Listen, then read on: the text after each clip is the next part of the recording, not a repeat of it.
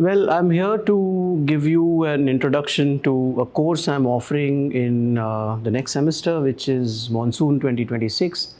It's a course that is called Intellectual Methods in Intellectual History. It's a core course in history, which is part of H&L division. I am Professor Rahul Sarwate. This is a course that not only opens up an inquiry of a methodological kind, but also traverses a new conceptual field altogether. The conceptual field essentially inquires into how does one write a history of an idea or an abstract category like emotion. Is there a history to emotions, ideas, abstract conceptions? And if there is such a history, what exactly is an appropriate method of doing such a history? So we will take the course to essentially inquire into this field called intellectual history in terms of the different methods deployed, the development of this discipline across a period of time, within which what we tend to do is to make a sense of what does the field constitute as a legitimate form of inquiry, what kind of methods does it engage with, and what were the possible intellectual projects that emerge out of this method. We will also try and posit its difference from more established kinds of histories like social history, which is an inquiry into formations of socialities like caste, class, etc., etc. Here we are traversing, say for example, emotions associated with these societal categories like caste, like gender.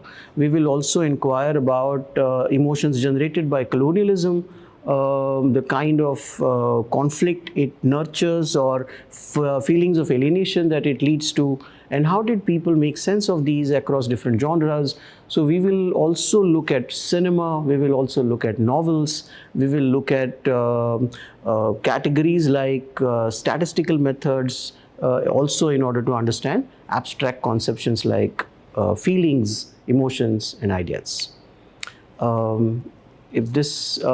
me take you through very quickly the broad contours of the field. So we start off essentially with this methodological inquiry about the field itself. So what exactly is conceptual history, intellectual history? Then we move to appropriate methods. So we will discuss Quentin Skinner's method of contextualism. We will also discuss Ashis Nandy's very celebrated work on psychology of colonialism called The Intimate Enemy.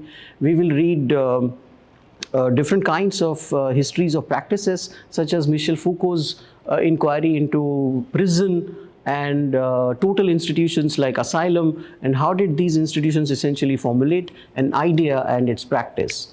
We will also inquire into a certain kind of mindset that emerged in the advent of colonialism, particularly the works of Rajat Kant Ray in the aftermath of 1857. So he inquires about the emotional mindset, emotional responses to colonialism in the aftermath of 1857. So here is a course that is very widely abstract, so to say, but it is very engaging textually as well as through materials like audiovisual and cinematic materials, in order to make sense of this larger question about how does one inquire into methodologies of histories of ideas of different kinds. I hope you find it interesting and appealing to your larger sort of academic journey.